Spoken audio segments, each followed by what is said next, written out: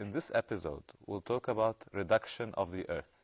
But first, we'll listen to a recitation of the verse that deals with our topic today from Surah Ar-Ra'd, verse number 41. أَوَلَمْ يَرَوْا أَنَّا نَأْتِي الْأَرْضَ نَنقُصُهَا مِنْ أَطْرَافِهَا.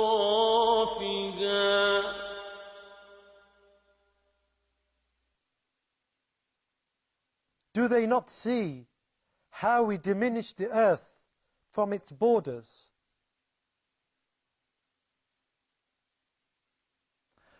Professor Zaghloul, Yes. is the earth being reduced? Yes.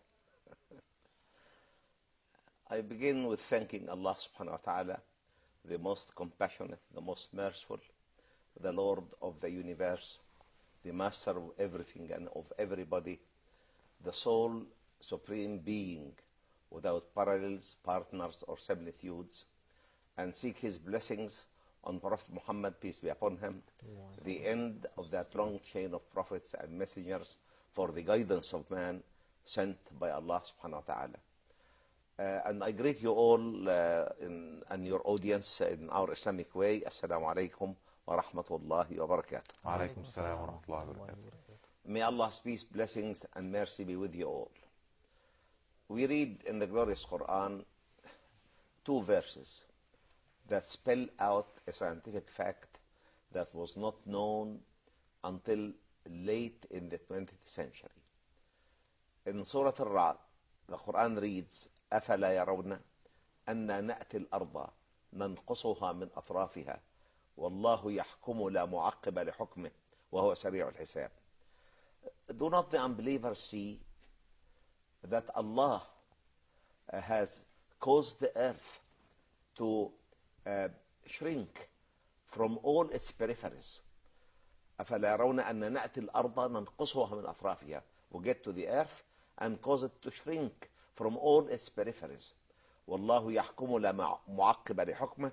And Allah rules over everything. And His ruling cannot be negated. His ruling cannot be objected to. Nobody can comment on His ruling. وَاللَّهُ يَحْكُمُ لَا مُعَقِّبَ لِحُكْمِهِ وَهُوَ سَرِيعُ الْحِسَابِ. And He, subhanahu wa ta'ala, all glory be to Him, is the most swift in calling for account. The other verse also comes in the same context and reads, أَفَلَا يَرَوْنَ أَنَّا نَأْتِي الْأَرْضَ نَنْقُصُهَا مِنْ أَطْرَافِهَا أَفَهُمُ الْغَالِبُونَ. And this comes in Surah Al-Anbiya, verse number 44. Early commentators couldn't grasp how could the earth be reduced from its peripheries.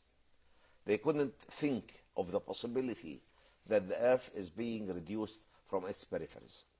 So they took these 2 verses in the context of a parable, an example, in a metaphoric way, expressing the death of scholars. And whenever scholars die en masse, life on the surface of that planet become highly disturbed. And an early poet used to say, يا علماء الدين يا ملح البلد من يصلح الناس إذا الملح فسد. O scholars of religion, you are the salt of life. What can rectify people if the salt of life has been lost or has been destroyed? So they reflected on the mass death of scholars. And this is a bad sign that shows the unpleasance of Allah subhanahu wa ta'ala, that Allah is displeased with His own creation. Allah is not happy with the mischief of man on earth. So they said that it may reflect on the mass death of scholars, which may be absolutely true. And I have no objection against that at all.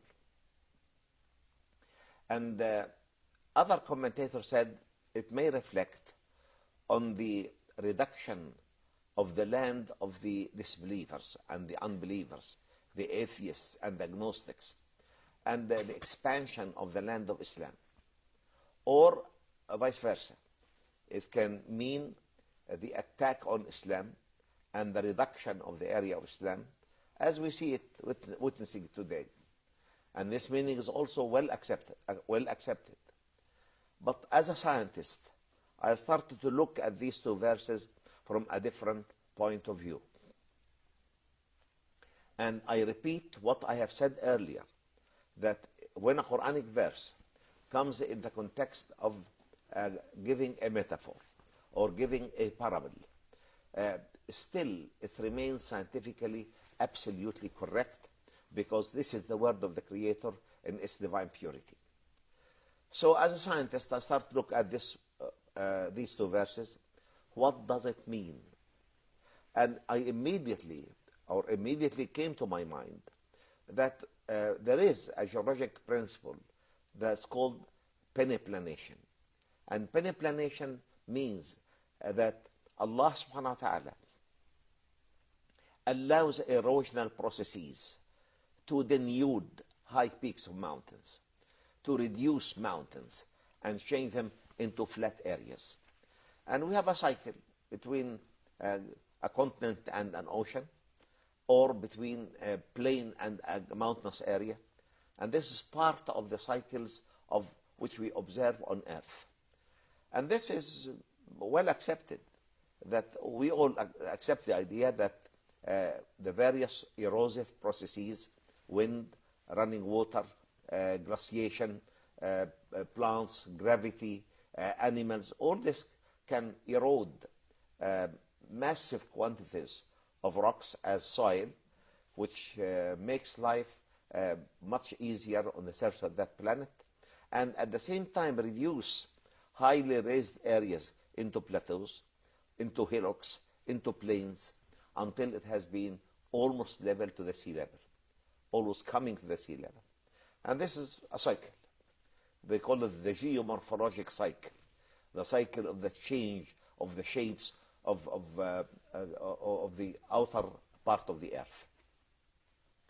But also I came to realize that the Earth as a planet, it spins around its own axis.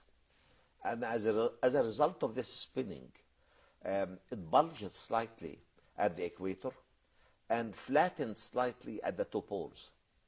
And nowadays we know that the difference between the polar axis and the equatorial axis is about 43 kilometers. And this is a continuous process that has changed the sphere into a semi-ellipse or a subsphere. And this is also can be taken to define the meaning gained by these two verses.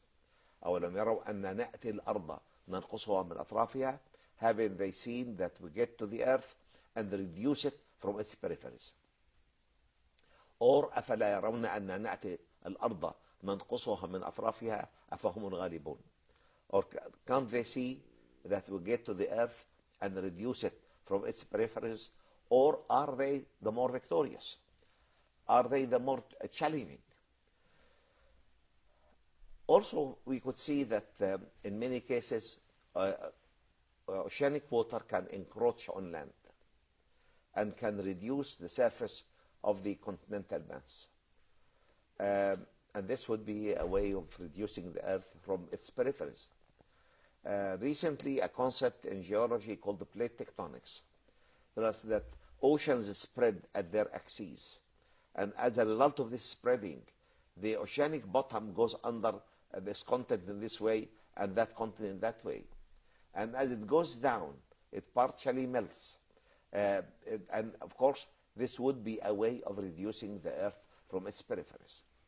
But the most convincing idea I could reach to is that I have found that the primitive Earth was at least 200 times the volume of our current Earth. In another episode, we mentioned that the Proto-earth started by a heap of ash. And naturally, this heap of ash would be much lighter and much greater in volume.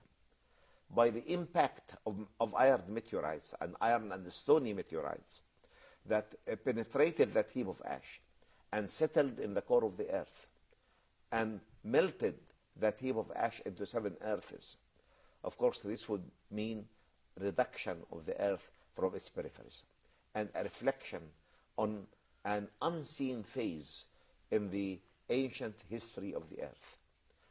Not only this, but I have also found that inasmuch as the sun is losing from its energy in the form, or losing from its mass in the form of energy, 4.6 million tons every second, to keep the distance between the earth and the sun constant, so that to keep the amount of energy reaching the earth has to lose a relative proportion to what the sun is losing. And the earth loses this amount through its volcanic vents. Every volcanic eruption can lead to the escaping of light gases, the escape of some light solids, flakes of ash or flakes of carbon, and this would be lost to outer space and can keep the balance between the total mass of the sun at any moment relative to the total mass of the earth. These facts were completely unraveled, completely unknown at the time of the revelation of the glorious Quran, or even for many, many centuries after the revelation of the Holy Quran. And for this holy book, this glorious book, this illustrious book, to spell that out clearly in 2 different verses, in 2 different surahs or chapters, is a testimony that the Quran cannot be the work of man, but it is the word of the Creator in its divine purity, and can also testify to the divine prophethood of Prophet Muhammad, peace be upon him. Dr. Zaghlul, it's mentioned in the Quran twice, and that's not, we don't see that much phenomena that is mentioned twice in the Quran, or maybe Yes. Probably once, but is there any significance about mentioning it twice? Probably to give 2 different meanings that also can integrate. If one meaning is not obvious in one verse, Right. the second meaning may reflect on it in a better way. So for example, in the verse in Surah Al-Anbiya, the Quran reads, أَفَلَا يَرَوْنَ أَنَّا نَأْتِي الْأَرْضَ نَنْقُصُهَا مِنْ أَطْرَافِهَا أَفَهُمُ الْغَالِبُونَ. Can't they see that we get to the earth and reduce it from its peripheries? Can they be the victorious? Can they really achieve victory against the Creator? All glory be to Him. Of course, it's impossible. Of course not. And here it may signify the divine decision to punish aggressors by reducing their own lands, or to reward true believers by expanding their own lands, or vice versa. Allah can try true believers by subject them to a trial of some kind, you see. And as much as He can try ill-doers by giving them opportunity over opportunity. So here it conveys that meaning more. Yes. In Surah Al-Ra'd, the verse reads, أَفَلَا يَرَوْنَ أَنَّا نَأْتِي الْأَرْضَ نَنْقُصُهَا مِنْ أَطْرَافِهَا أَفَلَا يَرَوْنَ أَنَّا نَأْتِي الْأَرْضَ نَنْقُصُهَا مِنْ أَطْرَافِهَا وَاللَّهُ يَحْكُمُ لَا مُعَقِّبَ لِحُكْمِهِ وَهُوَ سَرِيعُ الْحِسَابِ. And of course here we can get another meaning which we can discuss after the break, inshallah. Okay. Thank you, Professor Zaghlul. Wait for us, and we'll be together after the break. Thank you.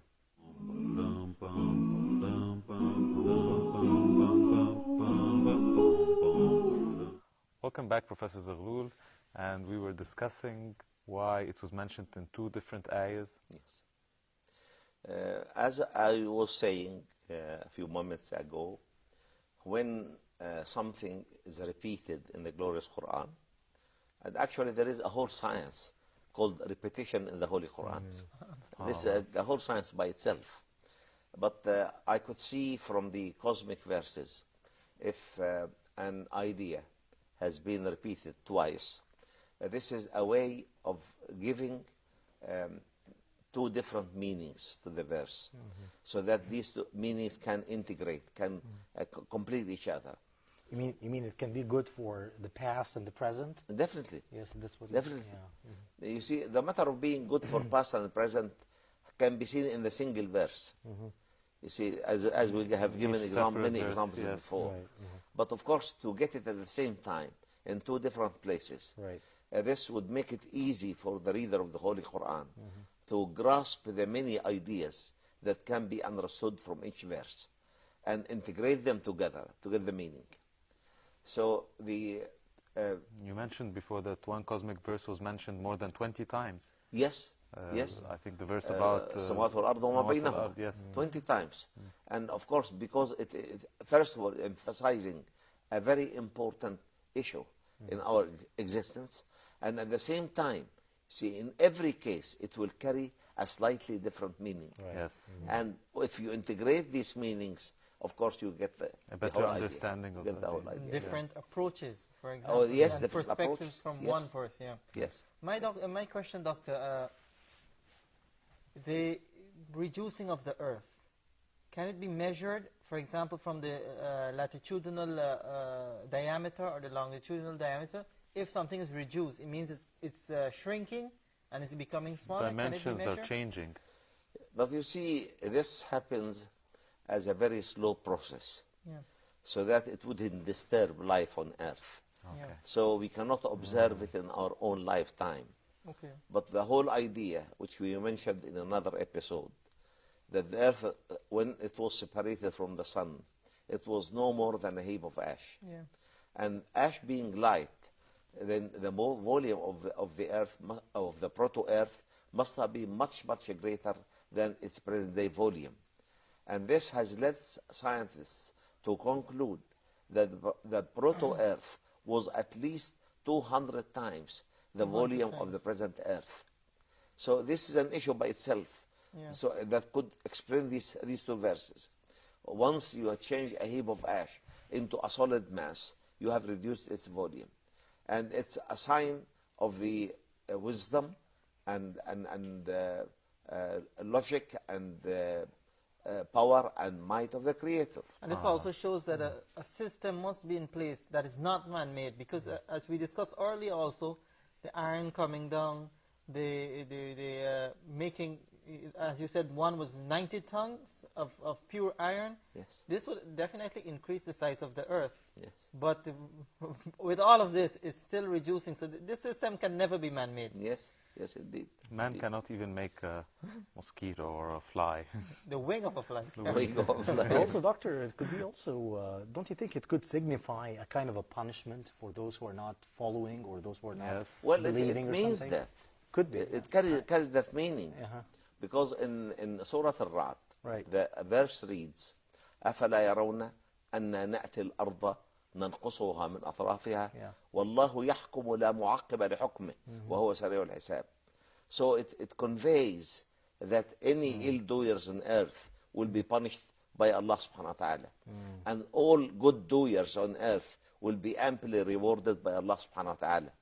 And even on the day of reckoning, on the day of account, Right. of course the situation will be even much more difficult and much more severe than what we see in this life. And it can also convey the defeat of the enemies or the victory of the Muslims, or the other way around. If Muslims go astray and are not committed to their religion, Allah can punish them by reducing their own land. And that's happened in, for instance, in Spain. We lost Spain Definitely. after 800 years, 8 centuries. India. And a big part of the land here. Yes. Exactly. But Professor, in every episode, in every cosmic verse, we have learned that the thing that happens is mainly for the preservation and protection of the earth. For example, the stars, you said they're like hooks, and the mountains, they're... So what is the significance of reduction of the earth for the protection of the planet? As I said, the most important thing to be gained by reducing the earth en mass and in volume in mass and in volume, is to keep a steady distance between the Earth and the Sun. Because this distance, if it was changed by a fraction of a kilometer towards the Sun, would be burned. And if it was changed by sending us away from the Sun, we would freeze. And all forms of life around us will also freeze. And that's why sometimes we cannot bear the heat of the summer, or cannot bear the cold of the winter, just because something comes to intervene between us and the Sun. So imagine if we were drifted slightly towards the Sun, the whole thing would be finished. But the verse mentions that the Earth is being reduced. It doesn't mention that there is a makeup for this reduction. No, there is no makeup because there is no reverse process. Okay. There is no reverse process. So we're in a continuous process of reduction. Continuous process of reduction, yes. Yes. So this means that we're continuously being farther from the Sun? Brought farther from the Sun? Brought further? No, we cannot go further from the Sun. Because I said the whole idea of reducing the Earth from its peripheries is to keep the distance fixed, so that you can receive a definite amount of solar energy. But how can we keep it fixed? Not we. Not we. We Allah not do it. subhanahu wa ta'ala. I'm very sorry for that. But how does it maintain a distance? By becoming smaller?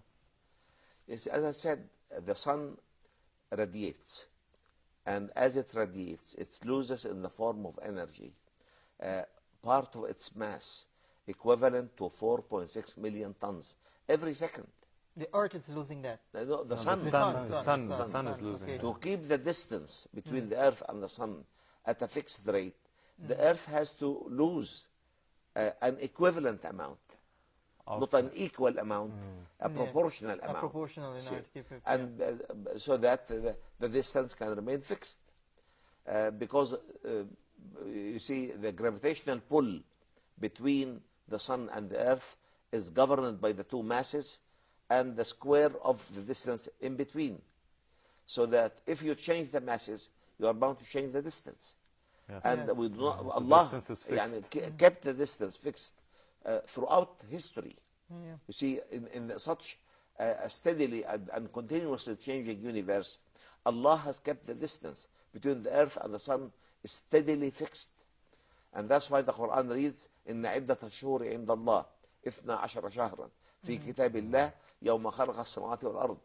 Verily, the number of the months in the year, says in the book of Allah, إن عدة الشهور عند الله 12 شهرا, 12 months, في كتاب الله يوم خلق السماوات والأرض.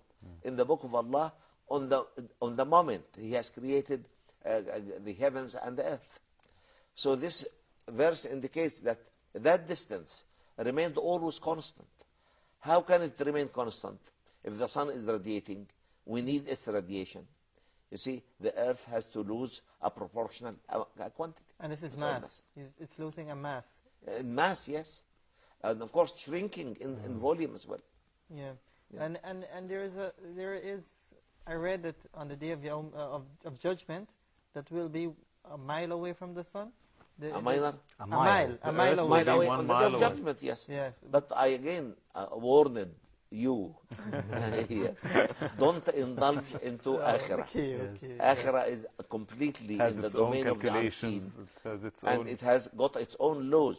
Well, I was thinking that there would be some vast change on the day of Yawm al-Qiyamah that we can't... Everything will because, change, yes. Yeah, because we're You 9 see, once trillion we miles are now. resurrected, we will go into a completely different form and shape.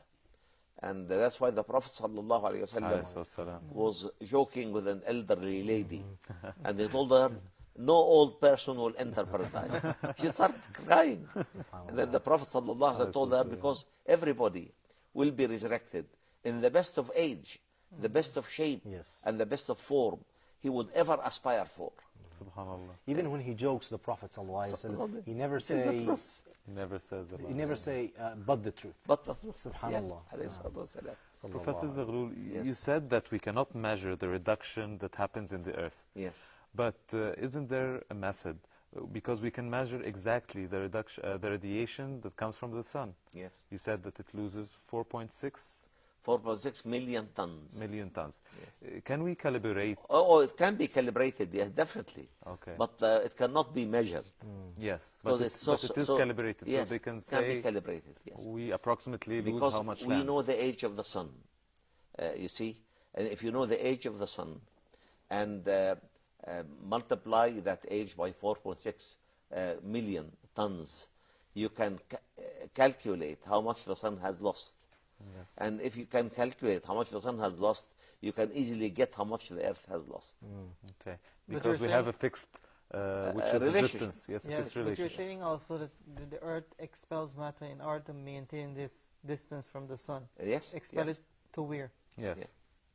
You both are engineers. You should know this better than me. Doctor, all these meanings can be understood from these two verses, correct? Yes. I'm just wondering again, and this is my question that I always ask all the time, actually. What was exactly the translation or the explanation of these two verses that the companions of the Prophet ﷺ understood exactly? He's a historian, so you have to be careful. He always asks this question. He tries to pull us always into his History, yes. You see, as I said earlier, the two explanations given to these two verses, one was explained on the basis of the loss of scholars, or particularly religious scholars, Muslim scholars, en masse. The other one reflects on the gain or loss of land during struggle in the cause of Allah subhanahu wa ta'ala. Okay. Thank you, Professor Zaghloul, and we have come to the end of this episode. And thank you, our dear guests. Thank you for your time. Thank you, dear viewers. And inshallah, till next episode. Assalamu alaikum wa rahmatullahi wa barakatuh.